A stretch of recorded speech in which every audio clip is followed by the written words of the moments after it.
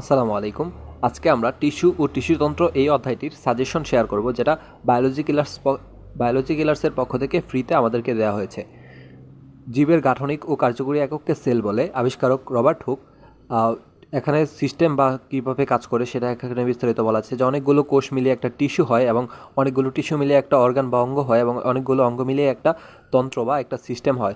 Sell নিয়ে আলোচনা করা যে এখানে করা হয় সেটাকে বলা হয় সাইটোলজি বা কোষবিদ্যা। কোষবিদ্যার জনক রবার্ট হুক। সেল থিওরি দিয়েছেন স্লেইডেন এবং সোয়ান। টিস্যু নিয়ে আলোচনা করা হয় হিস্টোলজিতে। উদ্ভিদ টিস্যু নিয়ে আলোচনা করা হয় প্ল্যান্ট হিস্টোলজি এবং প্রাণীদেহকে নিয়ে আলোচনা করা হয় অ্যানিমাল হিস্টোলজিতে। তো ইম্পর্টেন্ট টপিক যদি এই অধ্যায়ের বলা হয় সেখানে স্থায়ী টিস্যুর A to Z পড়তে হবে। তো স্থায়ী টিস্যু নিয়ে একটা বক্স হাসান স্যারের বইয়ে দেওয়া আছে। ভাস্কুলার বান্ডল নিয়ে A to Z পড়তে হবে এবং ভাজক ও স্থায়ী টিস্যুর পার্থক্য বিষয়টা পড়তে হবে। তো এখানে জোড়া দিয়ে লেখা আছে লাউ, শশা, কুমড়া। তো এই লাউ, শশা, কুমড়া যেখানেই থাকবে উদাহরণগুলো, তো যেখানে লাউ থাকবে সেখানে শশা থাকবে এবং সেখানে কুমড়া থাকবে। বিষয়গুলো আমরা একটু পরেই দেখতে পাবো। স্থায়ী টিস্যুর প্রকারভেদ। স্থায়ী টিস্যুর 3 প্রকার, যেমন সরল টিস্যু, জটিল টিস্যু এবং নিস্রাবী টিস্যু।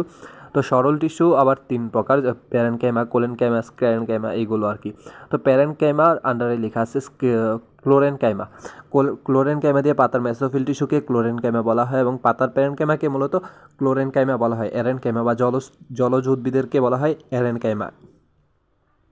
ইডিওপ্লাস্ট ইডিওব্লাস্ট বা কচুর পাতার র্যাফাইটকে ইডিওব্লাস্ট বলা হয় এবং বটপাতার বটপাতারটাকে বলা হয় সিস্টোলিথ। এবং স্টিলেট প্যারেনকাইমা হলো তারকাকৃতির। তো আমরা দেখতে পাচ্ছি প্যারেনকাইমা হচ্ছে 4 প্রকার: ক্লোরেনকাইমা, এরেনকাইমা, ইডিওব্লাস্ট এবং স্টিলেট প্যারেনকাইমা। ক্লোরেনকাইমা বলা হয় পাতার মেসোফিল টিস্যুকে, এরেনকাইমা বলা হয় জলজ উদ্ভিদের প্যারেনকাইমাকে, ইডিওব্লাস্ট হচ্ছে কচু পাতার এবং বটপাতার, এবং কচু পাতারটাকে বলা হয় র্যাফাইট এবং বটপাতার সেটাকে বলা হয় সিস্টোলিথ। এবং স্টিলেট প্যারেনকাইমা তারকাকৃতির। পরের পেজে যদি আমরা যাই, তো এখানে লেখা আছে কোলেনকাইমা লাউ, কুমড়া, শশা এবং হাতিসুর। তো আমরা আগের পৃষ্ঠায় দেখেছিলাম যে জোড়া হিসেবে থাকে লাউ, কুমড়া, শশা। তো লাউ, কুমড়া, শশা সবসময় একসাথে থাকবে। তো তারপর যদি আমরা যাই স্ক্লেরেনকাইমাকে বলা হয় ফাইবার বা বাস্ট ফাইবার, যেমন পাটের আঁশকে উড ফাইবার বলতে পারে। পাটের আঁশ, bast fibre, wood fibre, xylem fibre, এগুলো হচ্ছে কি স্ক্লেরেনকাইমা। তো তারপর হচ্ছে 2 নম্বরে জটিল টিস্যু নিয়ে আলোচনা করা আছে। তো জটিল টিস্যুর মধ্যে জাইলেম ফ্লোয়েম অংশটা সবচেয়ে গুরুত্বপূর্ণ। তো জাইলেমে কী কী থাকে? জাইলেমে থাকে ট্রাকিড, ভেসেল, জাইলেম ফাইবার এবং জাইলেম প্যারেনকাইমা। তো জাইলেমে থাকা ভেসেলের অপর নাম ট্রাকিয়া। তো আবৃতবীজী উদ্ভিদের প্রধান উপাদান কোনটা? সেটা হচ্ছে জাইলেম বা ভেসেল আবৃতবীজী উদ্ভিদে থাকে। তো এখানে ট্রাকিড, ভেসেল এবং জাইলেম ফাইবার এই 3টি হচ্ছে মৃত এবং জাইলেম প্যারেনকাইমাই হচ্ছে একমাত্র জীবিত। তারপর যদি আমরা ফ্লোয়েম দেখি, ফ্লোয়েমে থাকে 4টি অংশ, যেমন সিবনল বা সিবকোষ, তারপর সঙ্গী কোষ, তারপর ফ্লোয়েম ফাইবার, বাস্ট ফাইবার বা পাটের আঁশ যেটাকে বলা হয় আমরা যেটাকে বুঝি, এবং ফ্লোয়েম প্যারেনকাইমা, এই 4টি অংশ। তো ফ্লোয়েমের সবগুলোই হচ্ছে স দিয়ে বা দন্তস্ব এখানে অনুপস্থিত থাকে এবং ফ্লোয়েমে একমাত্র জীবিত উপাদান হচ্ছে ফ্লোয়েম ফাইবার বা ফ্লোয়েমে একমাত্র মৃত উপাদান হচ্ছে ফ্লোয়েম ফাইবার। তো সিবনলে নিউক্লিয়াস থাকে না, এটা একটা ইম্পর্টেন্ট এমসিকিউ, যে সিবনলে নিউক্লিয়াস থাকে না এবং সঙ্গী কোষে বৃহৎ নিউক্লিয়াস থাকে। নগ্নবীজী উদ্ভিদের জাইলেমে ও ভেসেলে ফ্লোয়েমে সঙ্গী কোষ থাকে না। নগ্নবীজী উদ্ভিদের জাইলেমে ভেসেল এবং ফ্লোয়েমে সঙ্গী কোষ থাকে না। তো জাইলেমে ভেসেল নাই, ফ্লোয়েমে সঙ্গী কোষ নাই, এই লাইনটা এভাবে মনে রাখাটাই ইম্পর্টেন্ট। জাইলেম ও ফ্লোয়েম টিস্যুর উপাদান।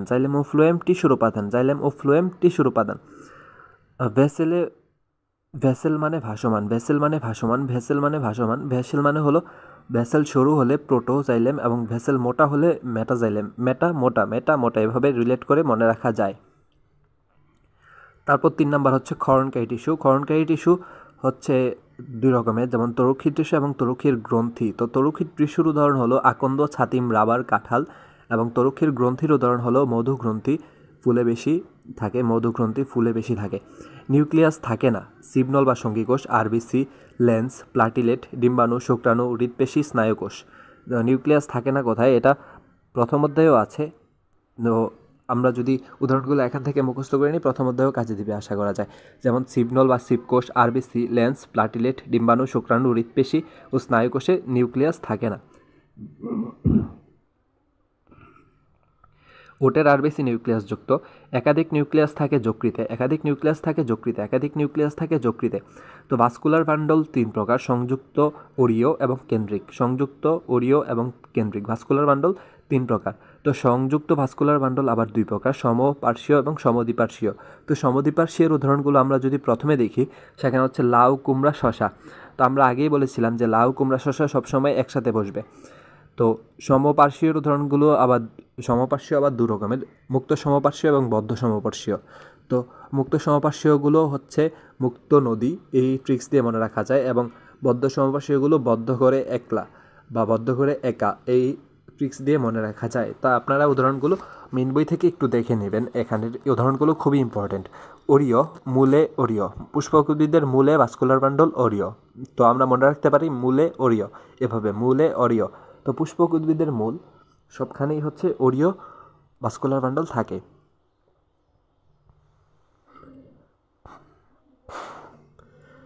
কেন্দ্রিক, তো কেন্দ্রিক ভাস্কুলার বান্ডলের উদাহরণ যদি আমরা পড়ি, এখানে 2 রকমের দেখা যায়, যেমন জাইলেম কেন্দ্রিক, হাইড্রোসেন্ট্রিক, এবং ফ্লোয়েম কেন্দ্রিক বা ল্যাপ্টোসেন্ট্রিক বলা হয়। তো জাইলেম কেন্দ্রিক হচ্ছে জাইলেম কেন্দ্রে থাকে, এবং ফ্লোয়েম কেন্দ্রিকের হচ্ছে ফ্লোয়েম কেন্দ্রে থাকে। তো জাইলেম কেন্দ্রিকের গুলোর উদাহরণ হচ্ছে টেরিস এবং লাইকোপোডিয়াম, এবং ফ্লোয়েম কেন্দ্রিকের উদাহরণ হচ্ছে ড্রাসিনা এবং ইউক্কা।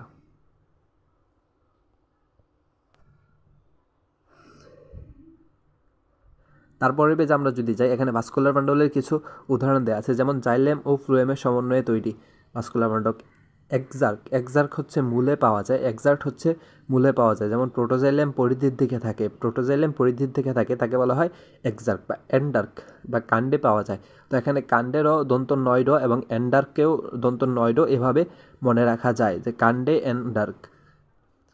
তো প্রোটোজাইলেম কেন্দ্রের দিকে থাকে, এখানে বলা আছে। মেসার্ক পাতায় পাওয়া যায়, মেসোফিল টিস্যু মেসার্ক পাতায় পাওয়া যায়, এভাবে আমরা রিলেট করে মনে রাখতে পারি। ভাজক টিস্যু ও স্থায়ী টিস্যুর পার্থক্য। তো এখানে পার্থক্যের বিষয়গুলো হচ্ছে বিভাজন ক্ষমতা, কোষের ধরন, নিউক্লিয়াস, যান্ত্রিক কাজ, পরিবহন এবং সাইটোপ্লাজমের ধরন। তো বিভাজন ক্ষমতা, ভাজক টিস্যু বিভাজন হয়, স্থায়ী টিস্যু বিভাজিত হয় না।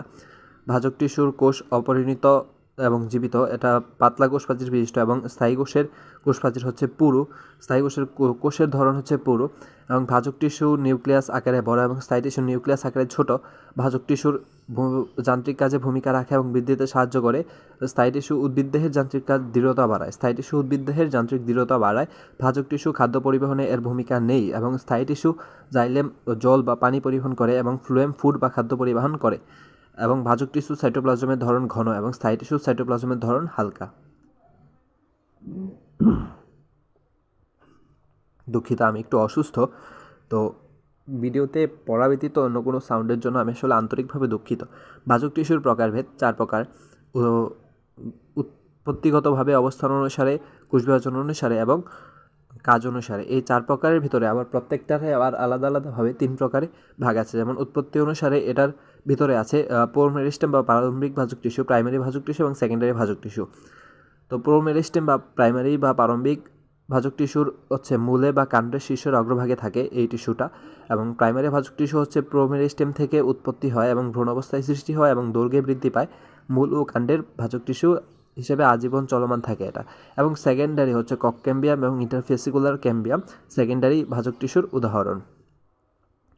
তো অবস্থান অনুসারেও ভাজক টিস্যুকে 3 প্রকারে ভাগ করা যায়, যেমন শীর্ষক ভাজক টিস্যু বা ইন্টারক্যালারি বা নিবেশিত ভাজক টিস্যু এবং পার্শ্বীয় ভাজক টিস্যু। তাই এর মধ্যে শীর্ষক ভাজক টিস্যু এবং ইন্টারক্যালারি বা নিবেশিত ভাজক টিস্যু প্রাইমারি ভাজক টিস্যুর উদাহরণ, এবং পার্শ্বীয় ভাজক টিস্যু সেকেন্ডারি ভাজক টিস্যুর উদাহরণ। তো আমরা যদি একে একে দেখি, শীর্ষক বা ভাজক টিস্যু হলো ফুল, কাণ্ডের পাতা বা ফল, এদের শাখা প্রশাখার শীর্ষে। তো শীর্ষক ভাজক টিস্যু কোথায় থাকে? শীর্ষে। ইন্টারক্যালারি বা নিবেশিত ভাজক টিস্যু ফুল, মূল, ফলের বোটা, 2টি স্থায়ী টিস্যুর মাঝে, এবং ঘাস, ঘোড়া, পাইন, ঘোড়া বলতেছি, আমি এটা নিমোনিক টাইপভাবে মনে রাখছিলাম যে ঘোড়া, ঘাস, পাইন। তো হচ্ছে হর্স টেল, ঘোড়া, দুঃখিত আবারও। তো ঘাস, পাইন এবং হর্সটেল। সেকেন্ডারি ভাজক টিস্যুর উদাহরণগুলো যদি আমরা দেখি, বা এখানে পার্শ্বীয় ভাজক টিস্যুটাই সেকেন্ডারি ভাজক টিস্যু। তো সেকেন্ডারি ভাজক টিস্যুর উদাহরণ হচ্ছে কক ক্যাম্বিয়াম, ইন্টারফেসিকুলার ক্যাম্বিয়াম। তো পার্শ্বীয় ভাজক টিস্যুর উদাহরণও কক ক্যাম্বিয়াম এবং ইন্টারফেসিকুলার ক্যাম্বিয়াম। তো এখানে লক্ষণীয় বিষয়, পার্শ্বীয় ভাজক টিস্যু লম্বালম্বিভাবে অবস্থান করে। কুলপি বিভাজন অনুসারে ভাজক টিস্যু হচ্ছে 3 প্রকার: মাস, প্লেট এবং রিব। তো মাস হচ্ছে সবতলে বিভাজিত হয়। মাস মানে ব্যাপক, মানে সবতলে বৃদ্ধি এবং ঘনত্বে বৃদ্ধি। এখানে এই ঘনত্ব শব্দটা ইম্পর্টেন্ট। মাস দেখা যায় এন্ডোস্পার্ম, কর্টেক্স, মজ্জা, ভ্রূণথলি এবং রেণুথলিতে। প্লেট 2 তলে। আমরা যে প্লেটে খাবার খাই এটারও 2টা তল, একটা ওপরে একটা ভিতরের দিকে। তো 2 তলে প্লেট বিভাজিত হয় এবং আয়তনে। তো 3 দিকে বা সবতলে বৃদ্ধি, যেটা বলা আছে ঘনত্বের বৃদ্ধি, এবং 2 দিকে হচ্ছে আয়তনের বৃদ্ধি। এবং রিব 1টি তলে বিভাজিত হয়। এটা হচ্ছে রিব বা পোর্শকে আমরা বলেছি বুকের পাঁজর। তো এটাও বুকের পাঁজরে নেই। বর্ধিষ্ণুমূল এবং মজ্জারশিতে রিব ভাজক টিস্যু দেখা যায়। তো কাজ অনুসারে ভাজক টিস্যু আবার 3 প্রকার, যেমন প্রোটোডার্ম, প্রোকেম্বিয়াম এবং প্রোমেরিস্টেম। প্রোটোডার্ম হচ্ছে ত্বক সৃষ্টিতে ভূমিকা রাখে। ডার্ম মানে ত্বক। তো প্রোটোডার্ম হচ্ছে ত্বক সৃষ্টিতে ভূমিকা রাখে, প্লাস মূল কাণ্ডে ও শাখা প্রশাখায় প্রোটোডার্ম দেখা যায়। প্রোকেম্বিয়াম হচ্ছে পরিবহন তন্ত্র গঠনে ভূমিকা রাখে। তো আমরা আগেই জেনেছি ফ্লোয়েম খাদ্য পরিবহন করে এবং জাইলেম পানি পরিবহন করে। তো পরিবহন তন্ত্র জাইলেম ফ্লোয়েম মিলে গঠিত হয়। তো প্রোকেম্বিয়াম হচ্ছে পরিবহন তন্ত্র গঠন করে।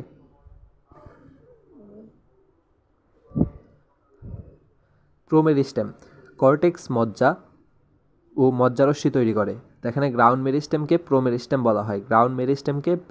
বলা হয়। সেকেন্ডারি ভাজক টিস্যু পার্শ্বীয় বৃদ্ধিতে এবং প্রাইমারি ভাজক টিস্যু দৈর্ঘ্যে বৃদ্ধিতে এবং নিবেশিত ভাজক টিস্যু গৌণ বৃদ্ধি বা সেকেন্ডারি বৃদ্ধিতে ভূমিকা রাখে।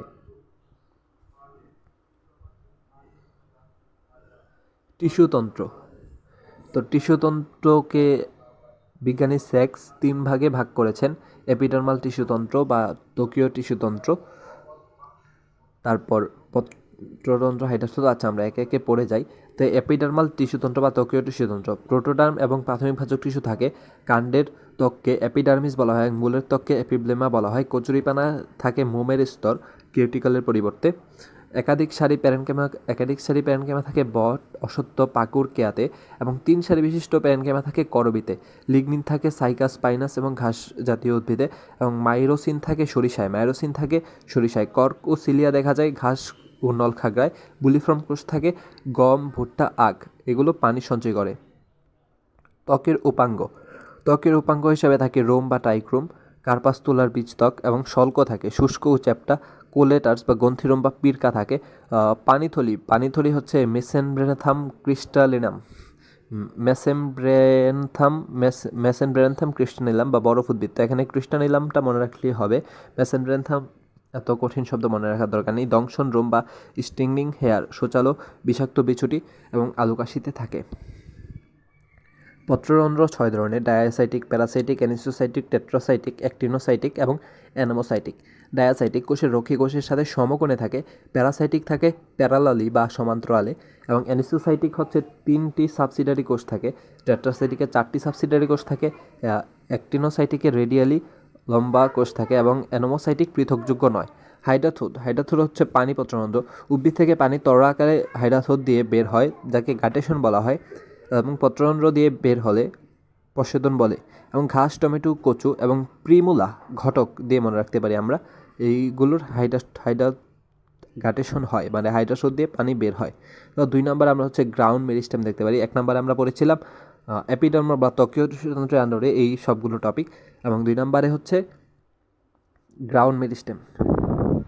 আদি বা ফান্ডামেন্টাল টিস্যুতন্ত্র বলা হয়। পেরিব্লেম ভাজক টিস্যু থেকে উৎপত্তি। তো বহিঃস্থলীয় অংশগুলো হচ্ছে অধোত্বক বা হাইপোডার্মিস, কর্টেক্স, অন্তত্বক বা এন্ডোডার্মিসে থাকে ক্যাসপেরিয়ান স্ট্রিপ। তো অন্তঃস্ট্রিলীয় ভাস্কুলার বান্ডেল হচ্ছে স্ক্লেরেনকাইমা এবং ফ্লোয়েম মিলে হচ্ছে হার্ড ব্রাস্ট বা গুচ্ছটুপি সৃষ্টি করে, যেটা সূর্যমুখীতে থাকে। এবং পেরিসাইকেল থাকে এক বা একাধিক সারি।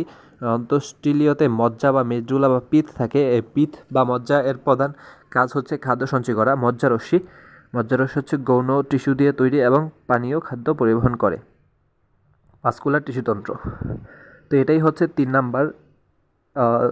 নাম্বার ভাগ। আমরা যে টিস্যুতন্ত্রকে 3 ভাগে ভাগ করেছিল বিজ্ঞানী সেক্স, তার একটা হচ্ছে, প্রথমটা হচ্ছে এপিডার্মাল বা ত্বকীয়, দ্বিতীয়টা হচ্ছে গ্রাউন্ড মেরিস্টেম এবং তৃতীয়টা এবং সর্বশেষটা হচ্ছে ভাস্কুলার টিস্যুতন্ত্র। তো ভাস্কুলার টিস্যুতন্ত্র নিয়ে আগেই টুকটাক পড়া হয়েছে, তো তারপর হচ্ছে নেটওয়ার্ক বই থেকে ভাস্কুলার মণ্ডলের ছকটা দেখে নেবেন ইনশাআল্লাহ। তো আজ এ পর্যন্তই। আসসালামু আলাইকুম।